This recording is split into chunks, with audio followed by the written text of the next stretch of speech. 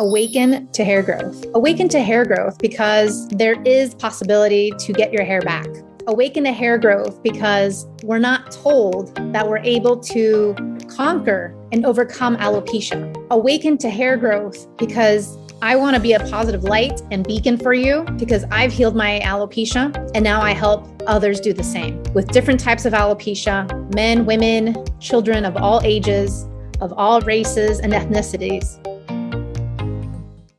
I am really excited to showcase our next guest on the Alopecia Angel podcast right now is with Debra Atkinson. She is a pioneer in menopause fitness, health, and fitness expert. Debra Atkinson has helped more than 275,000 women flip their second half with energy and vitality. She's best-selling author of You Still Got It, Girl, the After 50 Fitness Formula for Women, and Hot Not Bothered. Debra hosts Flipping 50 TV and internet broadcasts and the Flipping 50 podcast with over 3.5 million downloads, and she means business specifically for her health and fitness coaches. Her TEDx talk is everything women in menopause learned about exercise may be a lie. She's the creator of the first and only exclusively made for menopause fitness membership and the Flipping 50 Menopause Fitness Specialist training for trainers and health coaches. Welcome, Debra. I'm really excited to talk about everything menopause, fitness, health, and so much more. So welcome, Debra, to the Alopecia Angel podcast. I'm so thrilled that you are here. I met you at a conference, and for those of you who are listening and who can't see her, she walks the walk, talks the talk, and she is everything that you could imagine of being fit over 50. She's gorgeous, fit, healthy, radiates, and you just gravitate towards her like cake in the aisles. You just gravitate towards it's incredible. I was just like, what is she doing? What is she drinking, eating?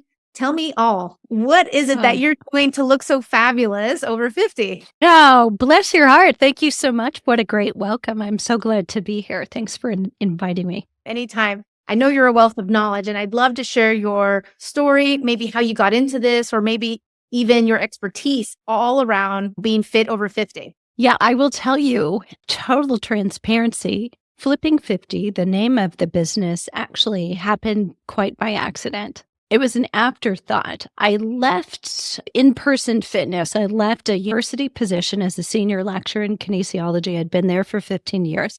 And then I left the private sector personal training director of a growing, scaling business with 3 locations, had at least 20 trainers at the time.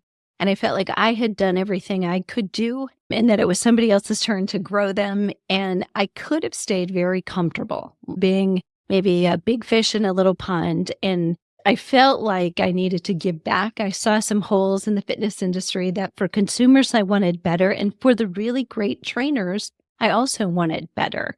I wanted there to be a better trust for consumers to fitness experts to know that they found the good ones. That's why I left. And immediately I thought, I can't just be working with trainers and coaches and saying, here's what you should do. Here's how to build your business so that good people seeking you can find good trainers. I had to be doing it, or very quickly I was going to be irrelevant. So I said, okay, I got to go pick one of the niches that I've been working with most. And that niche had been by accident. Again, for the last 30 years, I was always matched with older clientele as a student and undergrad even.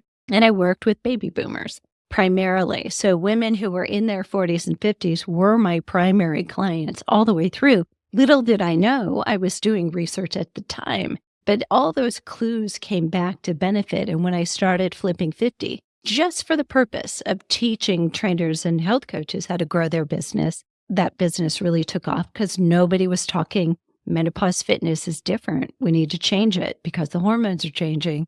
And I was lucky in that I was in a moment in time where my hormones were changing. And I was so busy that I, as an endurance lover, could not do the endurance that would have been the antichrist and the nemesis for me. I couldn't do it because I was so busy. So I started doing really short workouts. And a year later, I was like, I'm in the best shape of my life. And I'm used to doing hours a day. What happened here? And as I started unpacking all of it, I began to realize how little research is actually based on females and how for women in midlife or menopause, the biggest hormonal change they're going to go through, they were being way underserved. All the time. All the time. We need more eyes on women and how things affect us, because there are a lot of fad diets, a lot of things to lose that extra weight that maybe is stubborn at the time of menopause or even before. Women try keto and they try this and they try that. And then for some, it backfires. For others, it's great. And for others, you just add on more weight and you're like, what happened? What did I do wrong? And so you're always left wondering, how is this really going to be tailored to me or personalized to me? But going back to menopause, what are the top 5 things that you would say to your younger self or to a younger client? This is what you need to be expecting. This is how you get there and how you embrace it. Almost going to college. How do we get there? How do we maneuver and navigate this? And how do we successfully graduate? Definitely, I would, no matter when you're listening and how old you are, but in your late 20s, early 30s, you're at your peak muscle mass. And I would start monitoring it right then. And I would also have said, go get a DEXA scan. Even if insurance won't cover it, this is going to be worthwhile to benchmark when you're at your peak so that we actually know if we do it again when you're 50 or 60, before you've lost too much bone, we can mitigate it. We know it's happening. We know your habits aren't working. But a lot of times, many of us right now didn't know we needed that smart scale in the bathroom, the one that tells us how much muscle mass we have, how much body composition we have. So start early measuring would be number 1. Benchmark your muscle mass, your bone density, and some of those things for those of you who are 30, they're not going to be covered by insurance, but I guarantee you that's going to be one of the best investments you make when you're 40, 45, or 50. Start now because it's changed already, and I can reverse that. The sooner we catch it, the easier it is to reverse. Then take a good look at what you're eating and really look at if you're skipping or skimp on meals, macronutrients or micronutrients. We're really learning it's total calories. It is protein, but it is also micronutrient density. So we can't just say, pop some essential amino acids and boom, now you've got your protein covered. You're missing the vitamin B, the vitamin D, the omega-3s, the zinc, the selenium, all the things that are in food when you take a bite and you chew it. And so we can't get out of jail on that one. We can't just get a hall pass, take a pill, pour it out of a package. The next thing I would say is treasure sleep. Guard it with your life and start getting good habits right now. I think it can be hard if you're raising kids, and especially raising kids and you've got a career, you have to get up and be somewhere. You've got things to do in the evening. Kids may not be sleeping, or you've got teens who you have to keep one ear open until past your bedtime. There's those things. But when you can, do everything you can to get good, high quality sleep now, and that will help you later. Hormones may change what happened to you. But the other test that I would suggest that you do is test your hormones. So, if you've gone through a pregnancy, you've got to wait for them to settle back down. But then between 30 and 35, take a hormone test. If you're feeling good, then your hormones are at reproductive peak. And again, many of us don't ever do a hormone test until we wonder am I really in menopause? Is that what's going on? Or am I thinking about HRT? But what we don't have, we're only able to compare you to norms. So it would be so much better if we could compare ourselves to ourselves when we were at our own peak, felt really good, because that ultimately is where we want to get. And now we're only going, okay, let's get you according to optimal or norms and then talk about how you feel. But we would be more specific if we knew where we'd been. So that would be another one. And then I think the last is make sure you're able to deal with stress. So figure it out. What's in your toolbox? Is it laughter? Is it friends? Is it sunshine? Is it being by yourself? Is it journaling? Is it meditation? Is it music? Is it all of the above? You might have a different tool for the different kind of stressors that we all get. But if you can deal with stress, because that is going to be a pivotal change for us when we go through menopause. When estrogen comes down, cortisol goes up. So even the stressors we thought we had a handle on, we won't deal with as well. Our response will be different in our body. It'll be amplified. So we have to get a handle on that. And the sooner we do, the better off we'll be when we get to menopause. I think if you can just know these changes will come and we take them as a sign, it's a symptom. It's just like when you're in 7th grade and you do a lab experiment, you can still get an A if you failed your experiment, if your write-up is really good and your conclusion about what should be happening next is really good, you can still get an A. And so if the symptom of belly fat or sleepless nights is happening, take it as a clue, not as a sentence. And in hindsight, what were some of the pitfalls or things that you see a majority of your clients go through that maybe they put it on the back burner, maybe they didn't give it enough attention until it's too late? What are some of those things that we should be really aware of? For example, with alopecia, there's a whole host of things happening, but until we start seeing our hair loss, that's when we're like, okay, stop the car, let's do something right now. So what are those pitfalls or those mistakes that women do once they're entering menopause that they're just ignoring, or maybe just putting other people first and not giving themselves the attention or the space in order to say, hey, this requires and needs my attention right now? I think it comes back to not measuring. I think we relaxed a little bit and it was an okay thing to do at the moment. But now if I could go back, and as a fitness instructor and health coach, and for myself, if I could go back and give myself other advice, it would be the benchmarking. We looked at getting away from compulsively weighing and measuring and use our clothes and the way our clothes fit as the gauge. That can get a slippery slope, right? So your clothes may still feel pretty good, like they fit okay.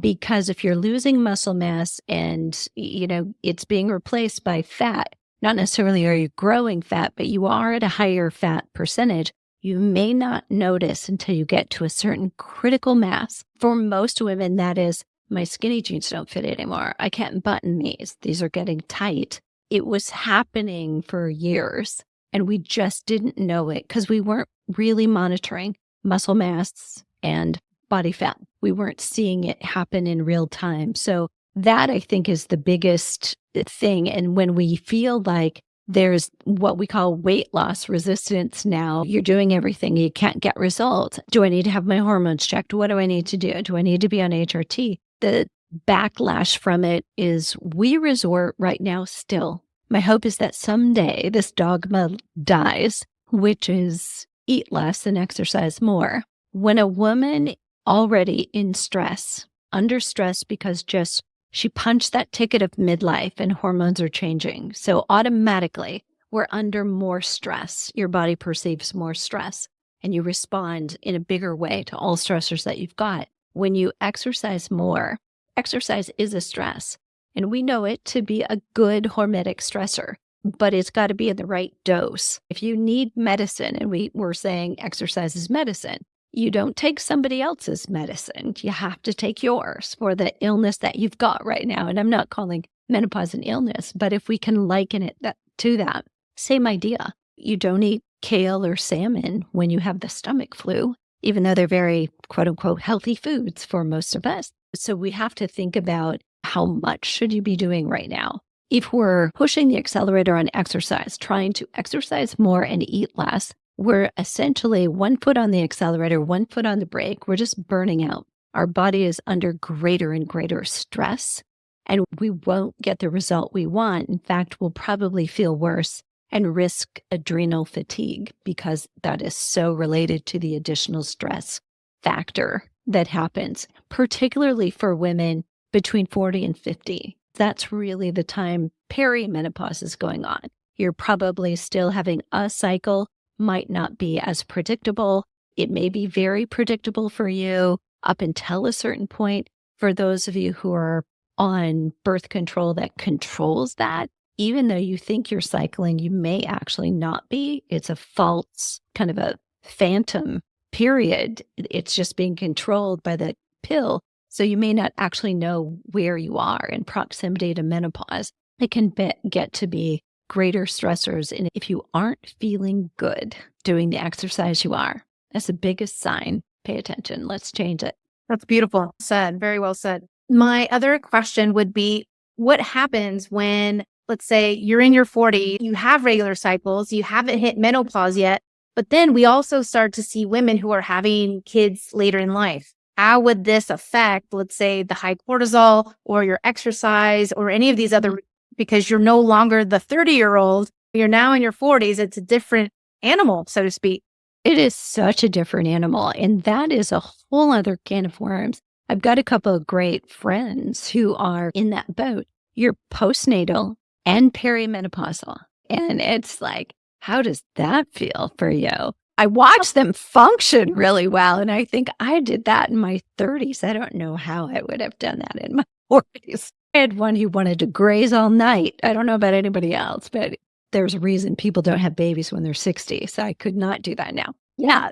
But all the things going on when you think postnatal, your body is coming back, and it takes a full year. You just created a human, so no big deal. But it takes a full year for your body to come back to a homeostasis if that's all you were dealing with. Then if you go full throttle into perimenopause, now you have additional fatigue on top of that. Your hormones are still not back on track from the birth. So you've got to deal with all of it. And most likely, you are going to need to take hormone testing much more regularly. So frequency of that to get dialed back on. I'm speaking from a standpoint of whether or not you want to do HRT, because I think those who say, I don't want to, for whatever reasons, it's every woman's choice. I think you still want to be looking at what are the lifestyle habits then that I am really focused on, because it's between your exercise, your nutrition,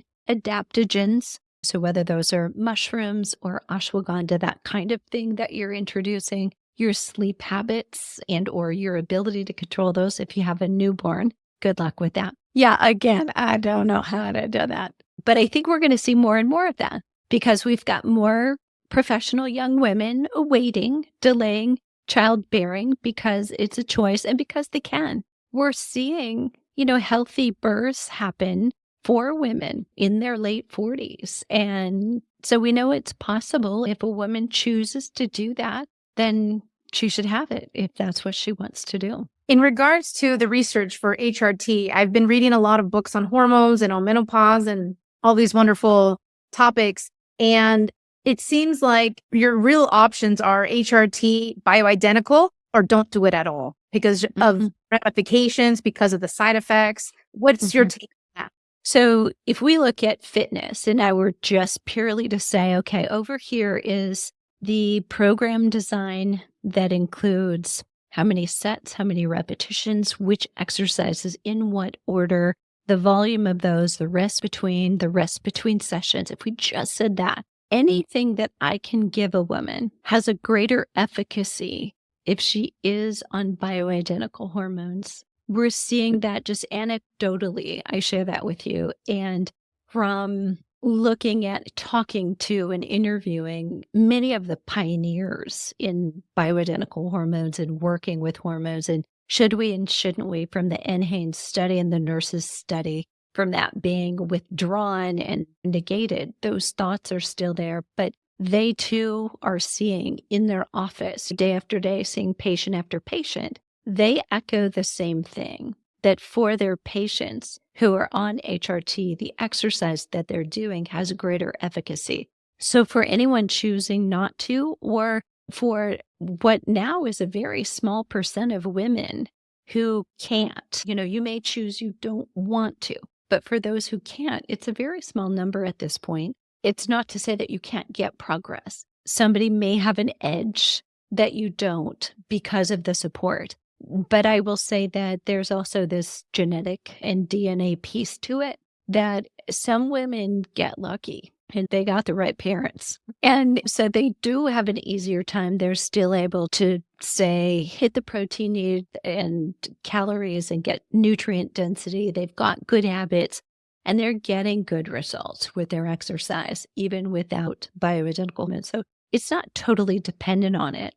But above all, if I had to say whether body composition or bone density, which is a big concern for a lot of women in probably later 50s and into 60s, even more, the efficacy of being able to see change, more muscle, more bone density, reversing losses is better with. In terms of, let's say, all of a sudden we're just going through life and this person just wakes up one day and she realizes she's no longer in her normal state. She's now in menopause and she's never taken any action. She's never really done anything. She's been too busy having a family, corporate life, etc.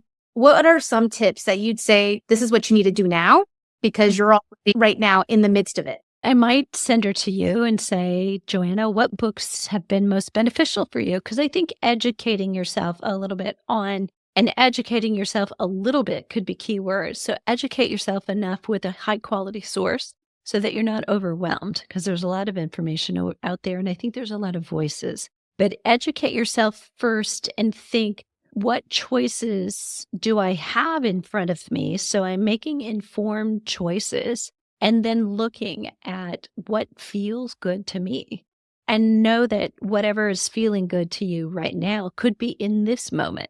Next year, 6 months from now, we can change our minds. It's a woman's prerogative. It's still going to be and always going to be. So I think what feels right, you may want to re-examine. I'll throw this one out there because I think it's a big question. I don't feel symptoms necessarily. So do I need HRT? A lot of women will say that. And between 5 and 10 years ago, I personally said, I don't feel the need for it. So I'm going to go off of it. And I did. And now if I could go back, knowing what I know, it's for the long game.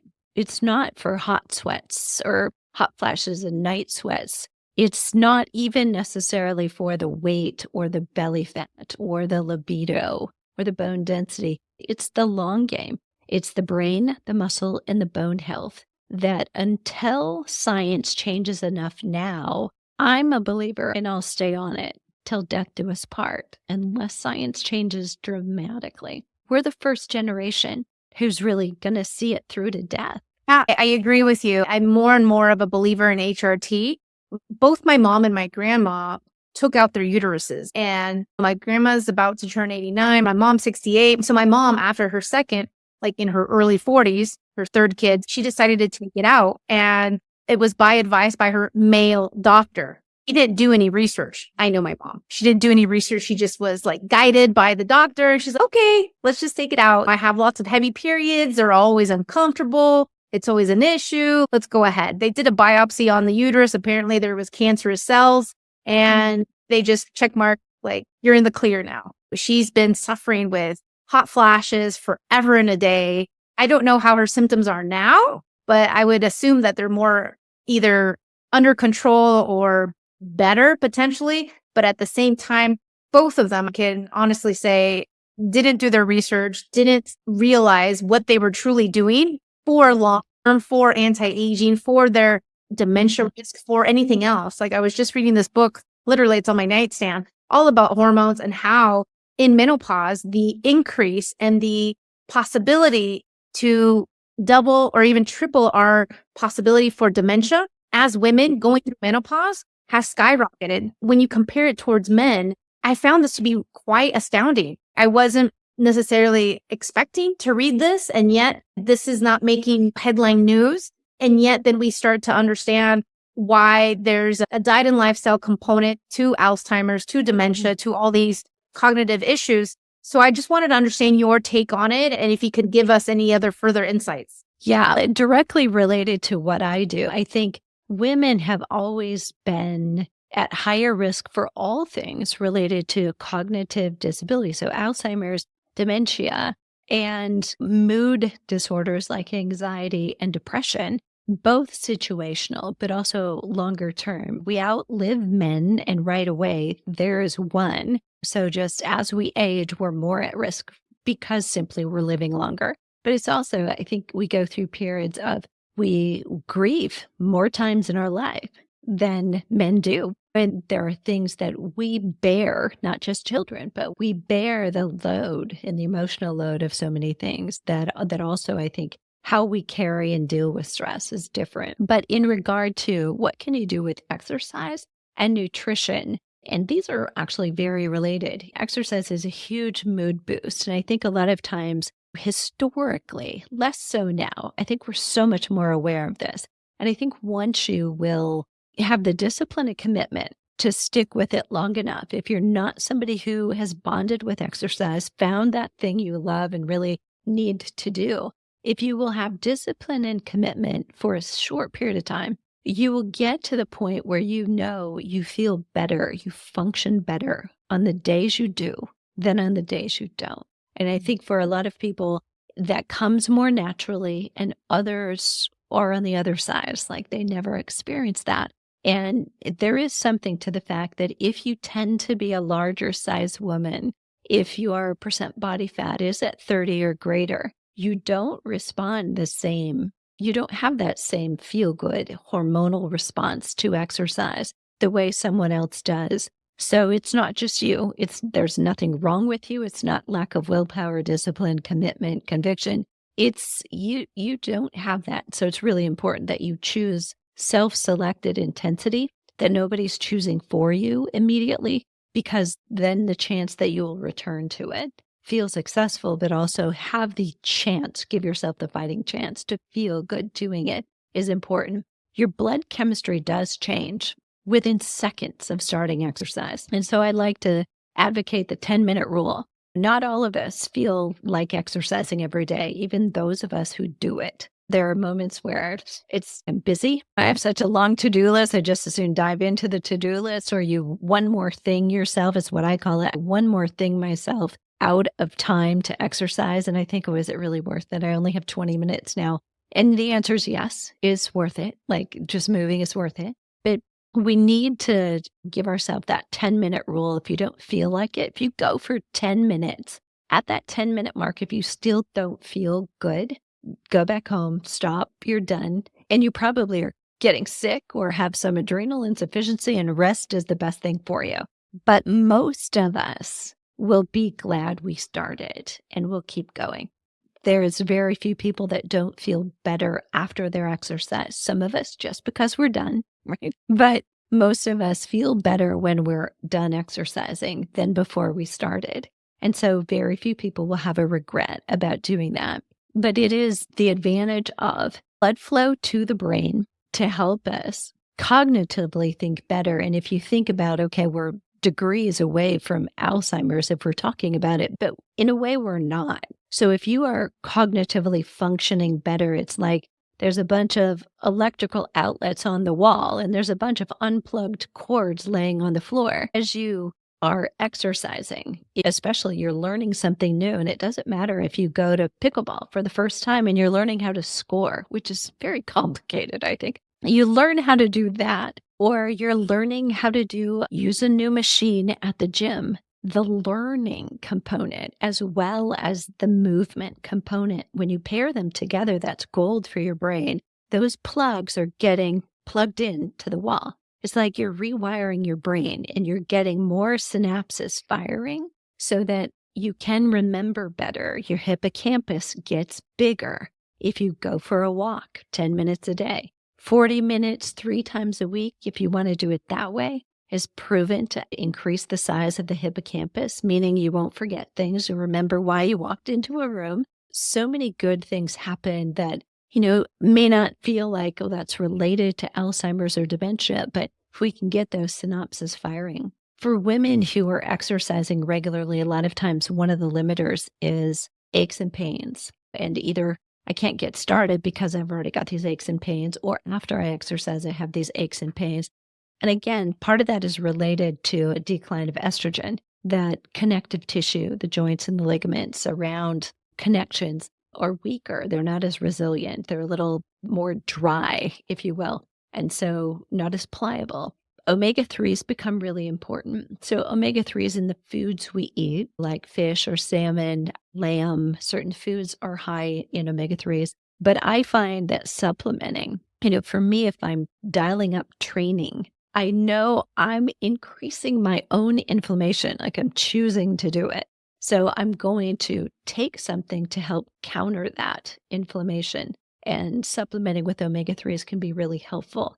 The amount of supplementation is probably beyond what's on the bottle for most people. And it tends to be safe for muscle, for bone, and brain. There's benefit for all three. So if we're taking it even to decrease the aches and pains in the knees, your brain is actually going to benefit as well. So what would you say are the most important pillars of exercise? Okay, so lots of ways I could state this, but when we talk about the components of fitness that are most important for women in menopause, for now and for later, so it's a 2-for-1. It's strength. It's definitely muscle strength, muscle power. So the ability to do things explosively, because when we're 80 or 90, we're going to think it's explosive to get up and out of a chair. So I don't know about you, but my grandma sat in a rocking chair and it was always like 5 or 6 rocks and then we could go. It's like launching across the room. But yeah, I'm like, please, God, don't let me get to that point. But power and getting up now, what it looks like is moving through motions faster, jumping, leaping, agility, reaction skills, kinds of things. You can lift weights with a little speed. We don't lower them with speed. So it's not momentum. There's a difference, but you can lift with a speed component as long as you safely decelerate. Then there's dynamic balance. And I think that's going to be more important that we distinguish that. A lot of women think they're working on balance when they are in a cool, dark, quiet, calm room doing tree pose. And I would have to argue with that because very few women fall in that environment. We fall when it's windy, you got one arm on groceries, you're trying to open the door with the other one, you're trying to locate your keys. So we need to practice. Dynamic balance means our center of gravity moves away from our base of support. We should practice doing things like that regularly. So it's not the pose itself, it's actually getting into and out of yoga poses that is the most beneficial part of yoga. Big key there. So mobility is the last one, but not the least one. Had you asked me this probably 2 years ago, even, I would have said the most important component of this is strength. It's the muscle that allows us to do all the other activities that we need to do to age well. And today, I think I've just seen that many more women. I've heard that many more women, watch them move. And I realized that even people who are just walking don't have quite as good of range of motion moving through all joints as those. So it doesn't have to be yoga, but I do think we need to pay particular attention to our upper back, to our hips, and to our ankles, because most of us have been walking on those ankles since we were 10 months old, unless you were an overachiever and you walked at 8. I don't know. They are the one joint that almost all of us will experience degeneration in. So we need to maintain that mobility. Otherwise, we all become senior shufflers, right? We don't pick up our toes anymore because we don't have the mobility and we want to stay stable. So that's a big one. Wow, that's incredible. So going back to my grandma, I love Pilates, by the way. I love Pilates. I love yoga. But what really got me into Pilates was seeing ladies. I was in my 20s when I first started, was seeing ladies in their 60s and 70s and holding a plank longer than I could and doing things that I couldn't do at 22 or 23 when I first started. And I was just amazed. I was like, oh my God, these women are rocking it. I was like, if they look like this and they're in their 60s and 70s, I've got a lot to look forward to. So when my grandma retired, she was 75 and I have so much extra time and I have so much energy. I was like, start Pilates. And she did with a private trainer. She had never really done any exercise regime. It was just walking, carrying. It was like the normal, I guess, day-to-day things that she had to do for her company, but then also at home. Not to say that she never lifted weights because she never did. And so when she started Pilates, she did see a shift in how the mobility with her hips and her legs and everything just changed. And it is very transformative. Other types of exercise would you recommend for somebody, let's say, who's just starting or who's over 50 or maybe 45 plus, who hasn't been so disciplined or so committed because of life and because maybe they're caregivers or because we have caregivers for their parents or for their own kids and life has gone by and they're just trying to keep their head up? Great question. That's a great story too. I would agree. I think right now there's a lot of things very easily accessible. If you're Googling YouTube, for instance, and I would just be cautious in Googling so that you get something for beginners, for first timers, for starters, and be sure that you watch it before you do it. But lying on your side, even in doing some stretching on your own, it doesn't have to be put in a container of Pilates necessarily or of yoga. But looking at, if you were to lie on your side and do what I call a clam, where you're opening up your arm and you're putting it all the way back here. So we're getting spinal rotation. Another great exercise is Tai Chi.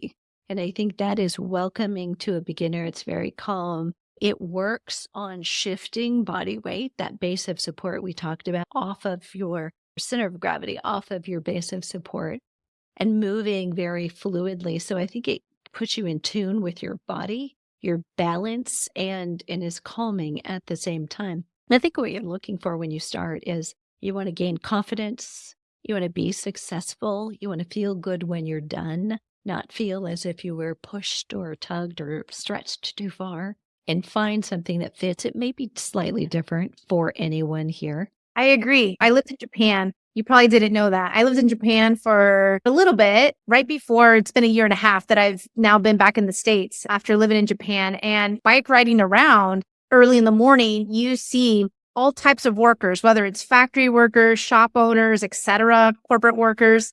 They're all doing some sort of exercise like Tai Chi before they ring the bell and everyone goes into work. It's fascinating because these are mid-level managers. These are all the types of employees at these different shops and factories and whatnot. And you're like, it looks just like PE. It brought me back to my elementary school where everyone's doing the same thing. There's one teacher, he's the conductor, and everyone's doing whatever it is, whether it's a stretch, a jumping jack, or what have you. I found this quite fascinating. And what I love too is that in the parks, you would see a lot of elderly people congregate and do their Tai Chi. And so I love seeing the nuances to this. When I lived in the Netherlands, everybody was riding a bicycle. Pregnant ladies. I was 7 months pregnant and I was still riding a bicycle because that was so common. Here in the US, I wouldn't see that. But in the Netherlands, this is very common. And even like elderly people in their 90s, in their really early 90s, they're still riding bicycles. That's their commute. That's how they do the supermarket. That's how they do everything, even in the snow. They ride their bicycle, which I found like, I'm not going to do that, not in the snow, but they do. Rain, sleet, hail, you name it. They're outside bearing the elements on their bicycles. And have you had the chance? I don't know. This is why I'm asking. Have you had the chance to ever look or see how other cultures embrace or not embrace exercise and how that has helped them longevity wise? Because you have that in other cultures, but not necessarily in ours. Yeah, that's such a great comment. Yeah, I love that too. And I think indirectly, so we see it with Dan Buettner, who does Blue Zones work. He's constantly sharing what he finds. I grew up my young adult life, grew up for 30 years in a university town. And I can recall groups of ethnic groups also in the park doing Tai Chi, as I would, of course, be huffing and puffing and running by, listening to an iPod, totally not where they were doing that mental space, doing the counter opposite. But it always seemed like such a ritual and just so beautiful that they stop, they pause, and so beautiful. So watching that, and I think that Asians really have an edge over this. I think they have a real distinct way of honoring family, of exercising calmly. Racket sports are also big for them, which gets them. They were playing badminton before most of us were. In our university community, badminton was a big thing at the rec center, but many of the Asian women were the ones who started it. And they were the anchors, and it grew so that 50, 60, and 70-year-olds were really primarily the ones, but they go every day. I think that it's true that other cultures do a much better job of this is just a part of life. It's just a way. It's not a conscious thing they do. It's just who they are. And to your point, I think it's very important to realize and have that kind of exposure. Surround yourself with community who is doing what you're doing or doing what you want to be doing. That it's at least easier now that the internet to connect with people, no matter where you live. So if you're in North Dakota and no one has that desire for the lifestyle that you have an itch for, there is a way to connect with people who do and that can support you if you've got resistance to it, where you are. I've loved our discussion. I love talking to you. I feel like I can talk to you for days on days. Are there any other last tips or words of advice that you'd love to offer? First, it's never too late no matter where you are, if you're in your 70s and just now realizing, I wish I'd have started sooner, we can all say that, most likely, no matter who we are. But you're still a virgin, and virgins can make the most progress. It is almost always going from a starting point to just moderately fit. Even just the slightest more physical activity, the smallest bit stronger, that actually gains you more years in your life, more quality of years in your life. So you will get a big return on a small investment. And I think the other thing would be, if you're struggling to do this for yourself, I think it's the realization that we are big influencers. There's no more powerful health influencer in the world than a midlife woman. We influence 3 generations at least, some of you potentially more, but our own children, our young adult children, our youth that we influence, our spouses, our friends, we're all leaning in, giving each other advice. And our parents and in-laws tend to look to a midlife woman, to what she's doing. So as you take care of yourself, as you eat, as you commit to habits, the world is watching. It's more than about you, but it starts with you. Amen to that. Wow. So inspiring. Thank you so much, Debra. Tell our listeners where they can find you and how they can follow you. Absolutely. So flipping50.com is the website. You can get there whether you spell it out or you put the numbers in there. It'll get you the same place. And on social, most were present: YouTube, Facebook, and Instagram, all at Flipping50TV. Excellent. Thank you so much, Debra. I've really enjoyed our time. Thank you. Thank you for listening to the Alopecia Angel podcast, a positive light in healing alopecia. You can do this and we can help. Spread the word that reversing alopecia is possible by telling your friends and family.